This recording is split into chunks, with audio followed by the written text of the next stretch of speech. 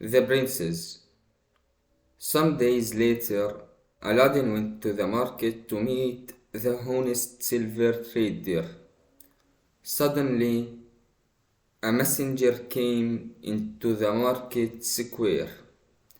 The messenger called out to the people, "Listen carefully to this message from the Sultan." He shouted, "All men and women must go home and shut their doors. All shops and market stalls must shut at once." Aladdin was surprised. Why did the Sultan want everyone to shut their stalls? The Sultan's daughter, the royal princess, is going to visit the baths today. The messenger continued, "No one must see her. Anyone who tries to see her will die." "The princess is a beautiful girl," said the silver trader. "I want to see her," said Aladdin, "but I don't want to die. I will find a place to hide."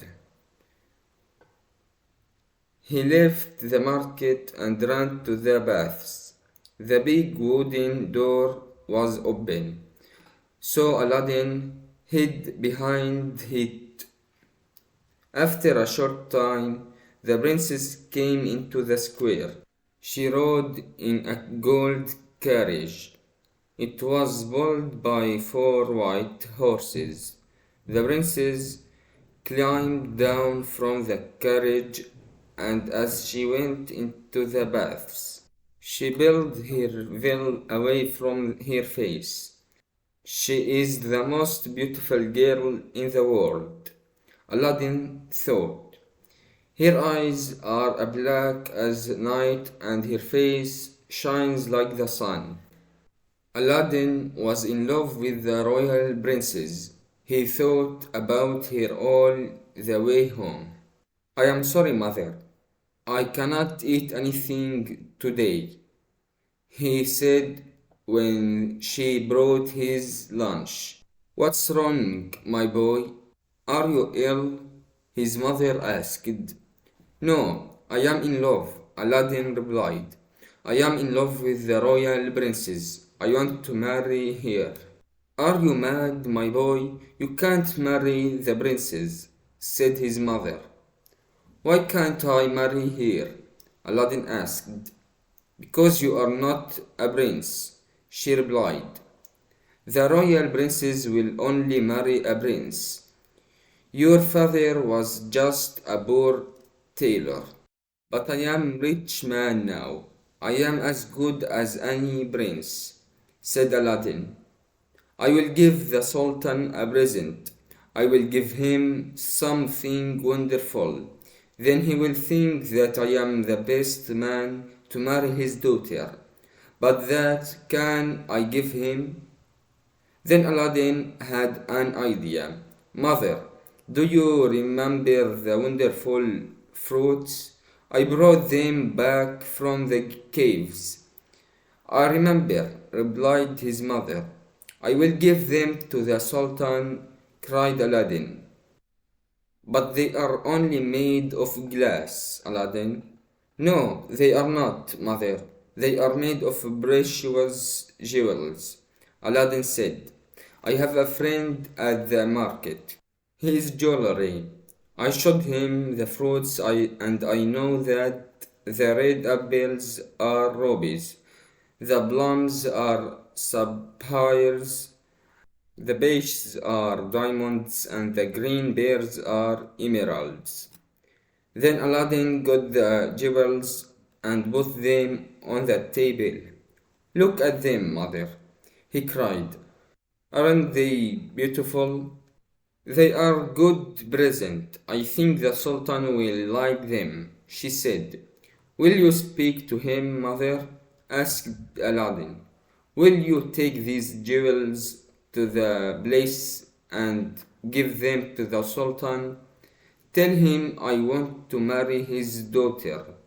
Don't forget, we have a magic lamp.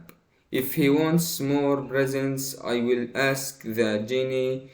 The next morning, Aladdin's mother wrapped the jewels in her best shawl and set off for the Sultan's place. In the great hall, there was a queue of people, princes, servants, and people from the town. They all wanted to speak to the Sultan. When the Sultan came, everyone stopped talking and bowed to him. Then he sat down and called for the first person in the queue. All day, people told to the Sultan about their problems and asked him lots of questions. There were so many people that there was no time for Aladdin's mother to speak to him. She went home. When Aladdin saw that she still had the jewels, he asked, "Mother, what happened?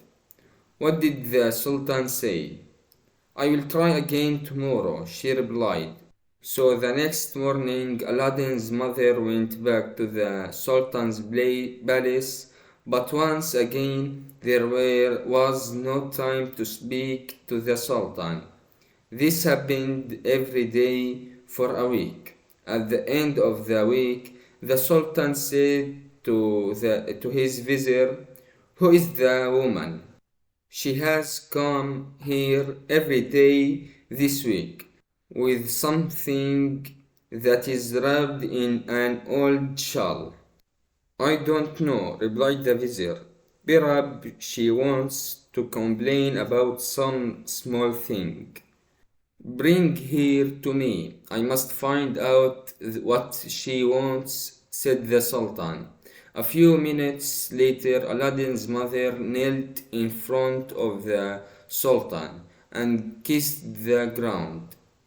"You have been here every day this week," said the Sultan. "Please tell me what you want from me." "I have got a son called Aladdin, Your Majesty," she replied. "One day he saw your daughter, the royal princess. She was going to the baths. Aladdin fell in love with her straight away and now he wants to marry her." The Sultan smiled. Then he said, "Tell me what is in your shawl." So Aladdin's mother unwrapped the jewels and showed them to the Sultan.